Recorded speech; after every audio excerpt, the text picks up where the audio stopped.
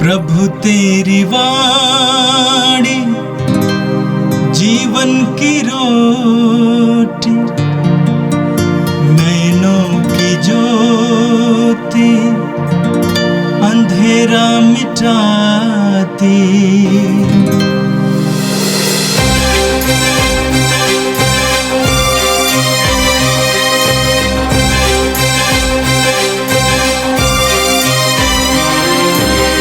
प्रभु तेरी वाणी जीवन की रोटी, नैनों की ज्योति अंधेरा मिटाती।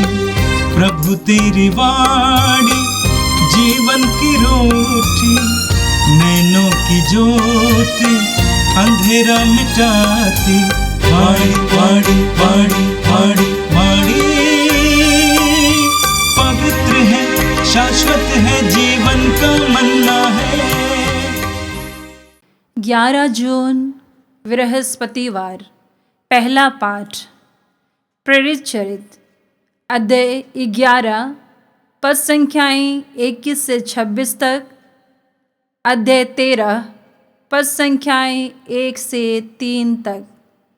पाठ का मूल वाक्य है, वह भला मनुष्य था और पवित्र आत्मा तथा विश्वास से परिपूर्ण था।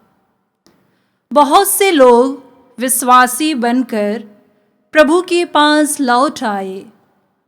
यरूशलेम की कलीसिया ने उन बातों की चर्चा सुनी और उसने बरनबास को अंताकिया भेजा। जब बरनबास ने यहाँ पहुंचकर ईश्वरीय अनुग्रह का प्रभाव देखा तो वह आनंदित हो उठा। उसने सबों से अनुरोध किया कि वे सारे हृदय से प्रभु के प्रति ईमानदार बने रहें, क्योंकि वह भला मनुष्य था और पवित्र आत्मा तथा विश्वास से परिपूर्ण था। इस प्रकार बहुत से लोग प्रभु के शिष्यों में सम्मिलित हो गए। इसके बाद बरनबास पौलुस की खोज में तारसुस चला गया और उसका पता लगाकर उसे अंताकिया ले आया। दोनों एक पूरे वर्ष तक वहाँ की कलीसिया के यहाँ ठहर कर बहुत से लोगों को शिक्षा देते रहे। अंताकिया में शिष्यों को पहले पहल मसीही नाम मिला। अंताकिया की कलीसिया में कई नबी और शिक्षक थे, जैसे बरनबास, सिमोन जो निगेर कहलाता था, लूसियुस किरीनी राजा हेरोद का दूध भाई मनाहेन और साउल। वे किसी दिन उपवास करते हुए प्रभु की उपासना कर रहे थे कि पवित्र आत्मा ने कहा, मैंने बरनबास तथा साउल को एक विशेष कार्य के लिए निर्दिष्ट किया है। उन्हें मेरे लिए अलग कर दो। इसलिए उपवास तथा प्रार्थना समाप्त करने के बाद उन्होंने बरनबास तथा साउल पर हाथ रखे और उन्हें जाने की अनुमति दे दी। यह प्रभु की वाणी है। संत मत्ती के अनुसार पवित्र सुसमाचार, अध्याय 10 वचन संख्याएं 7 से लेकर 13 तक। यीशु ने अपने प्रेरितों से कहा, राह चलते यह उपदेश दिया करो, स्वर्ग का राज्य निकट आ गया है। रोगियों को चंगा करो, मुर्दों को जिलाओ, कोढ़ियों को शुद्ध करो, नरक दूतों को निकालो। तुम्हें मुफ्त में मिला है, मुफ्त में दे दो। अपने फेटे में सोना चांदी या पैसा नहीं रखो। रास्ते के लिए न झोली, न 2 कुर्ते, न जूते, न लाठी ले जाओ, क्योंकि मजदूर को भोजन का अधिकार है। किसी नगर या गांव में पहुंचने पर एक सम्मानित व्यक्ति का पता लगा लो और नगर से विदा होने तक उसी के यहाँ ठहरो। उसके घर में प्रवेश करते समय उसे शांति की आशीष दो। यदि वह घर योग्य होगा तो तुम्हारी शांति उस पर उतरेगी।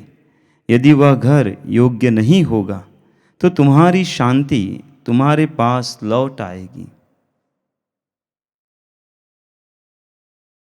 प्रभु का सुसमाचार। हे क्रिस्त तेरी स्तुति हो। क्रिस्त में प्यारे विश्वासी भाइयों और बहनों, आज पवित्र कैथोलिक कलीसिया अर्थात सार्वभौमिक कलीसिया संत बरनबास का त्यौहार मनाती है। बरनबास जिसका नाम यूसुफ भी था, और बरनबास नाम प्रभु के शिष्यों ने उसे दिया था, अर्थात प्रेरितों ने उसे दिया था, और उन्हीं के द्वारा उन्हें प्रेरित करके संज्ञा दी गई थी, यानी उन्हें प्रेरित करते पुकारा जाता था। उसका विशेष कारण है।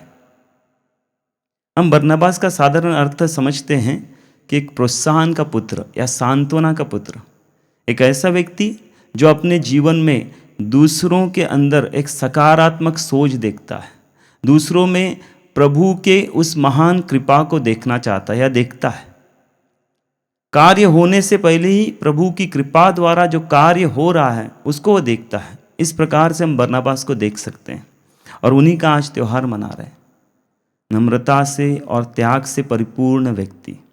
और प्रभु का वचन आज हमें कहता है, प्रेरित चरित अध्याय 11 वचन संख्या 21 से 26 और 13 से 1 से 3।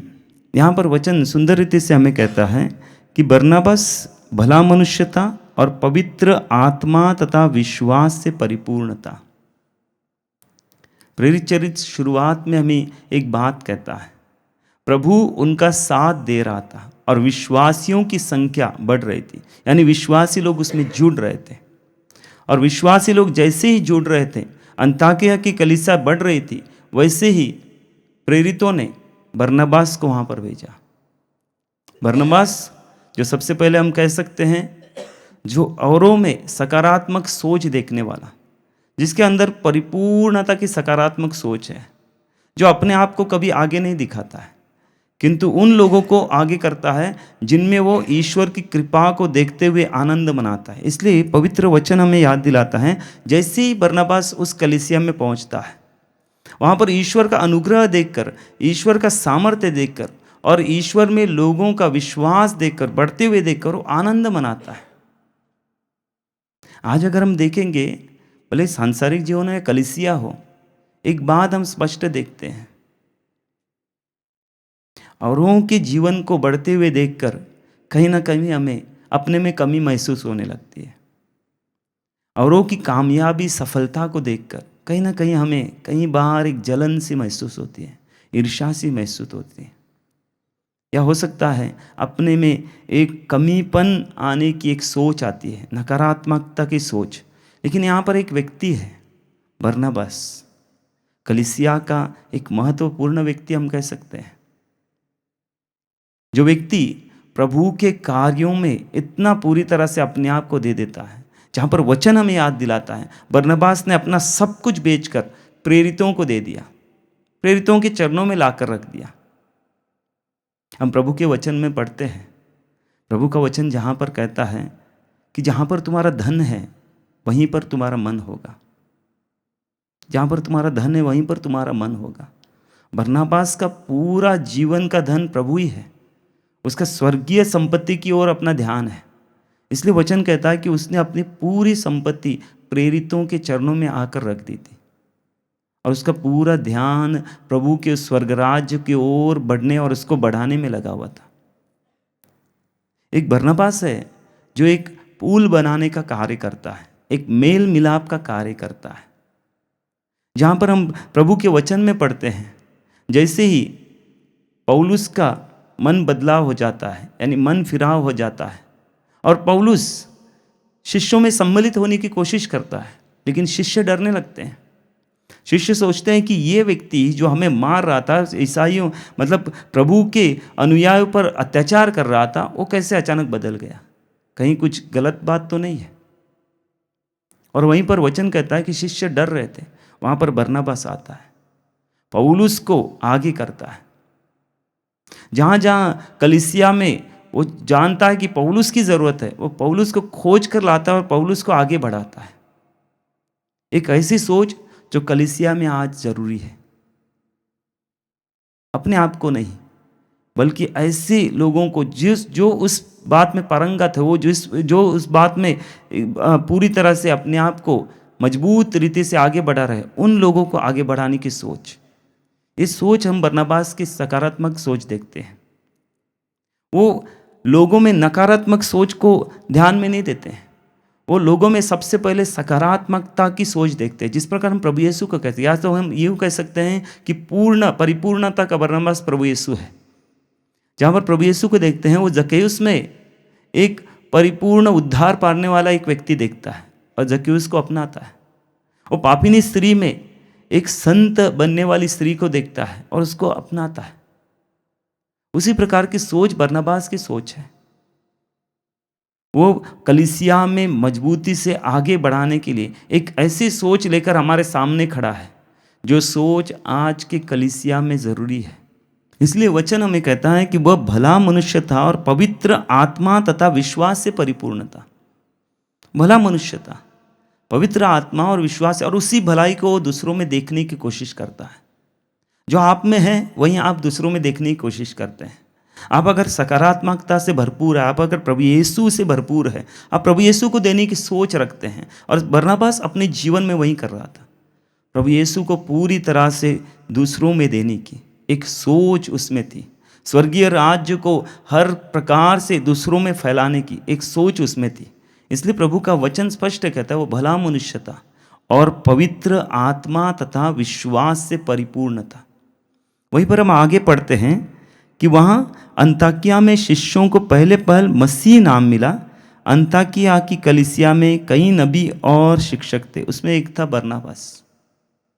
सबसे पहले मसीह नाम अंताकिया को, मसीह का अर्थ है प्रभु यीशु का अनुसरण करने वाले, और उसी अंताकिया का एक शक्तिशाली नबी या शिक्षक था बरनबास, पूरी तरह से प्रभु यीशु का अनुसरण करने वाला।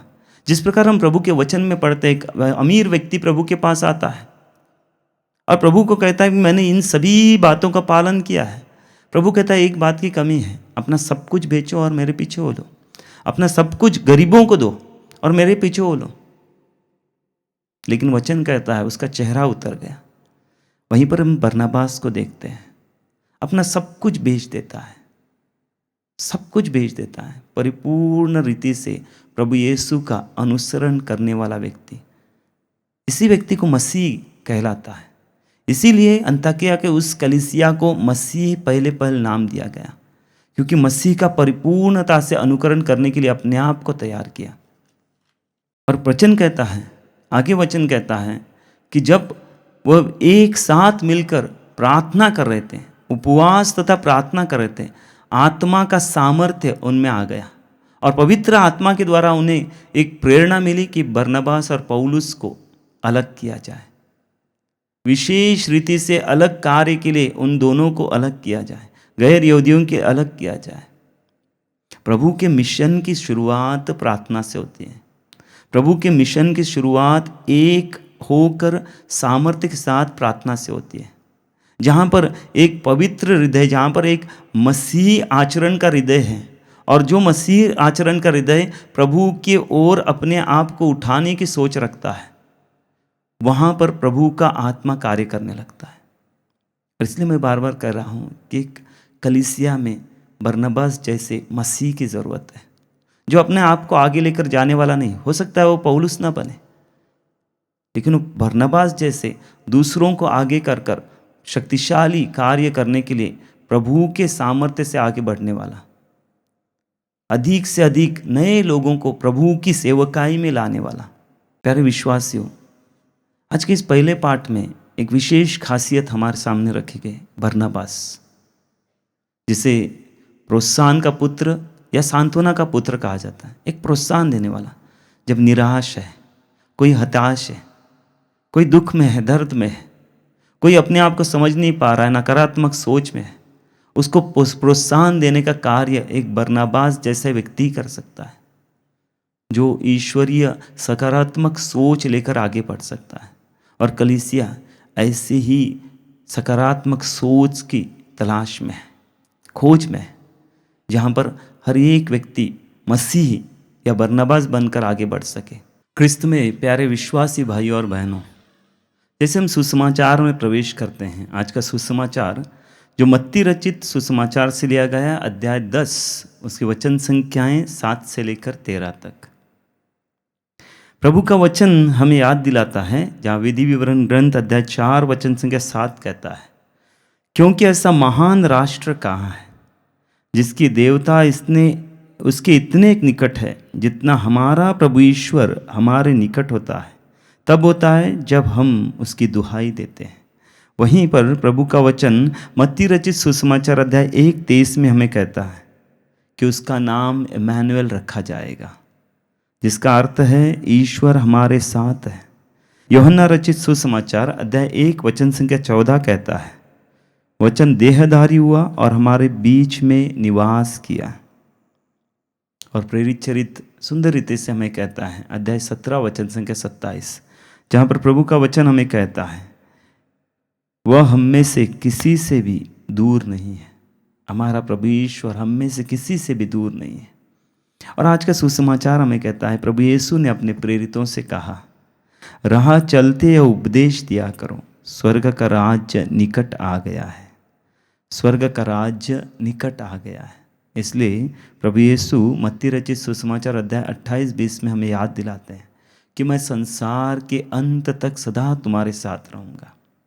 जिस प्रकार से प्रभु का वचन हमें याद दिलाता है, विशेषकर मत्ती रचित सुसमाचार में अध्याय 21 वचन संख्या 13 में और अन्य सुसमाचार में, चारों सुसमाचार में इस वचन को दोहराया गया है। जो वचन इसायास नबी के ग्रंथ अध्याय 56 वचन संख्या 7 में जिस प्रकार इसायास नबी कहता है, प्रभु का वचन इसायास नबी के द्वारा कहता है कि मेरा घर प्रार्थना का घर नहीं कहलाएगा, उसी बात को मत्ती रचित सुसमाचार में प्रभु यीशु दोहराते हैं कि लिखा गया है कि मेरा घर प्रार्थना का घर कहलाएगा, परंतु तुम लोगों ने उसे लुटेरे का अड्डा बनाया है।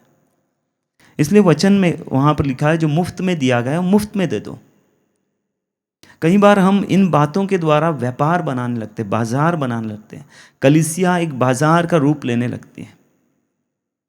यहाँ पर हम किसी की बातों को दोष में निकालना या किसी का न्याय करने के लिए नहीं है, लेकिन उन बातों को उजागर करने की ज़रूरत है, क्योंकि कई बार हमारा ध्यान, हमारा सोच उन बातों पर लगी रहती है जो बात स्वर्ग राज्य में बाधा के रूप में आती है। जैसे हम कलीसिया को बाजार बनाने लगते हैं, अंधकार की शक्ति कलीसिया में कार्य करने लगती है। कभी कभी संतों के नवेना हो या किसी भी प्रकार की प्रार्थनाएं हो, बाजार बनने लगती है। लोग ईश्वर के राज्य के बारे में सोचने के बजाय अपने स्वार्थ में आ जाते हैं, अपनी चीज़ों को पाने के लिए। सिर्फ कुछ चीज़ें पाने के लिए हम प्रभु के पास आते हैं। हम प्रभु को लेना नहीं चाहते हैं, हम उन चीज़ों को लेना चाहते हैं, हम वरदानों को ले जाते हैं। दोनों तरह से, कलीसिया के लोग हों या कलीसिया के अधिकारी हो, दोनों तरह से कभी कभी प्रभु के नाम में एक बाजार का रूप लेते हैं। प्रभु इससे हमें बचने के लिए कहते हैं। इसलिए प्रभु स्पष्ट करते हैं, अपने वचन में स्पष्ट करते हैं कि अपने फेटे में सोना, चांदी या पैसा नहीं रखो। प्रभु कहते हैं कि रास्ते के लिए न झोली, न 2 कुर्ते, न जूते, न लाठी ले जाओ, क्योंकि मजदूर को भोजन का अधिकार है। मजदूर को भोजन का अधिकार है, प्रभु कहते हैं। लेकिन उन चीज़ों को मत लो जिससे तुम पर बोझ आए, जो स्वर्गराज में प्रवेश करने के लिए तुम्हें परेशानी हो। इसलिए प्रभु यीशु हमें याद दिलाते हैं। प्रभु यीशु कहते हैं कि स्वर्ग का रास्ता, स्वर्ग का द्वार संकरा है, संकरा है। उसमें से प्रवेश करने के लिए अपने आप को उस संकरे द्वार में प्रवेश करने के लिए अपने आप को उसमें ढालना पड़ेगा। प्रभु की सोच ही हमें पूरी तरह से उस संत बरनबास की सोच को लाने के लिए कहते हैं। जिस प्रकार से वचन हमें याद दिलाते कि बरनबास ने अपने आप को पूरी तरह से स्वर्ग राज्य के लिए दे दिया। अपनी संपत्ति हो, कुछ भी हो, मिल्कियत हो, सब कुछ उसने बेचकर प्रेरितों के हाथ में दे दिया, सबका साझा करने के लिए, सबके साथ बांटने के लिए, क्योंकि उसको पता है कि संकरा द्वार से हमें प्रवेश करना है। इसलिए उन सभी चीज़ों को अपने से दूर करने की ज़रूरत है। प्रभु अपने शिष्यों को एक प्रकार से हल्के होने की एक शिक्षा दे रहे हैं, एक प्रकार से हल्का होने के लिए। अपनी सभी ज़रूरतों, अपनी इच्छाओं को, अपनी सभी जो एक प्रकार से संचय करने की सोच है उसको निकालने की प्रभु एक सोच अपने शिष्यों में डाल रहे हैं। वही सोच हम हर विश्वासी में प्रभु डालना चाहते हैं। इसलिए वचन बहुत सुंदर रीति से कहता है कि अपने फेटे में सोना चांदी या पैसा नहीं रखो, रास्ते के लिए न झोली न कुर्ते न जूते न लाठी ले जाओ, क्योंकि मजदूर को भोजन करने का अधिकार है। इस प्रभु की सोच को हमें समझने की ज़रूरत है। यहाँ प्रभु उन बातों को नहीं दोहरा रहे हैं कि ये मतलब वो मतलब। सबसे पहले ये सोच अपने अंदर की जो डिज़ायर है, इच्छाएं हैं, उसको मारने की ज़रूरत है, उसको निकालने की ज़रूरत है। इसी बात को प्रभु हमारे सामने रखते हैं। इसलिए प्रभु आगे कहते हैं, किसी नगर या गांव में पहुंचने पर एक सम्मानित व्यक्ति का पता लगाओ और नगर से विदा होने तक उसी के यहाँ ठहरो। उसके घर में प्रवेश करते समय उसे शांति की आशीष दो। प्रभु एक बात सिखा रहे हैं और प्रभु कई बार इस बात को दोहराते कि घर पर घर बदल में मत रहो। प्रभु इस बात को क्यों दोहराते हैं उसको समझने की ज़रूरत है। जहाँ पर मैं घर पर घर बदलने की सोच में रखता हूँ, मुझे भोजन के आदी होने लगता हूँ। कई बार हम भोजन के लिए प्रभु के राज्य को पूरी तरह से तोड़ सकते हैं, और इसलिए प्रभु इन बातों को हमें सिखाते हैं। ऐसा नहीं कि हम में कमज़ोरियाँ नहीं हैं, हम में से हर एक कोई कमज़ोर है, प्रभु जानते हैं। ऐसा नहीं कि हमारे अंदर कोई महानता है इसलिए प्रभु बुला रहा है। प्रभु जानते हैं हमारे अंदर कमज़ोरी है और उसी के कारण हम पास में बुलाते हैं। जैसे ही वो हम उसके स्वर्ग राज्य के निकट जाते हैं, जो स्वर्ग राज्य जैसे हम उसमें अपने अंदर ले लेते हैं, वैसे ही प्रभु हमें प्रेषित करते हैं, हमें भेज देते हैं, ताकि उस स्वर्ग राज्य को हम दूसरों के ओर पहुँचाएँ कि स्वर्ग राज्य निकट आ गया है, प्रभु का राज्य निकट आ गया है। उस राज्य को सबसे पहले प्रभु हमें अंगीकार करने के लिए स्वीकार करने के लिए कहते हैं। जैसे मैं प्रभु के स्वर्ग राज्य को स्वीकार किया हूँ, वैसे ही मेरा जीवन हर समय उस स्वर्ग राज्य को देते हुए आगे बढ़ेगा। इसलिए प्रभु इस वचन को हमारे सामने रख रहे हैं कि प्रभु कहते हैं कि उस घर में जब तुम जाओगे तो वहाँ पर शांति दो। शांति कब मैं दूंगा? जब मेरे अंदर स्वर्ग राज्य की एक चाह रहेगी, मेरे अंदर स्वर्ग राज्य स्वीकार करने के सामर्थ्य रहेगा, और मैं जैसे ही स्वर्ग राज्य स्वीकार करूंगा मेरे अंदर वो शांति आ जाएगी, वो आनंद आ जाएगा।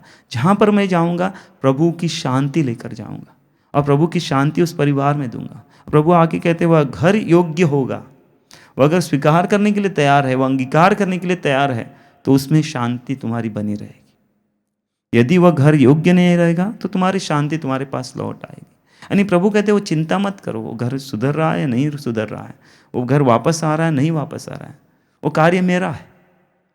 तुम यही कार्य करो कि उपदेश दो, प्रभु के सामर्थ्य से उपदेश दो। और प्रभु से सामर्थ्य से उपदेश देना मतलब अपने आप में पहले स्वर्ग राज्य को ले लो। जैसे तुम अपने आप को स्वर्ग राज्य में लोगे, तुम प्रभु के उस स्वर्ग राज्य को देते जाओ। इतना सुंदर सा वचन प्रभु हमारे सामने रख रहे हैं। और आज हम संत बरनबास का त्यौहार भी मनाते हैं। हम प्रार्थना करें वही संत बरनबास जो प्रभु के स्वर्ग राज्य की सोच लेकर चलता था, एक सकारात्मक सोच, एक प्रेम से भरी हुई सोच, एक क्षमा देने वाली सोच, मेल मिलाप वाली सोच, और हर समय उदारता से भरा हुआ दिल लेने वाली सोच। उस सोच को अपने अंदर ले ले, अपने परिवार में ले ले, अपने बच्चों के जीवन में ले ले।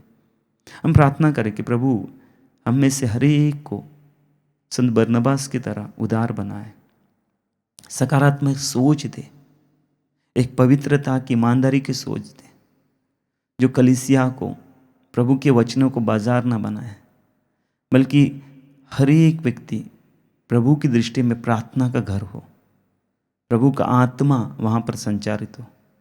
हम प्रार्थना करते हैं हमारे प्रभु यीशु के पवित्र और शक्तिशाली नाम में, आमीन।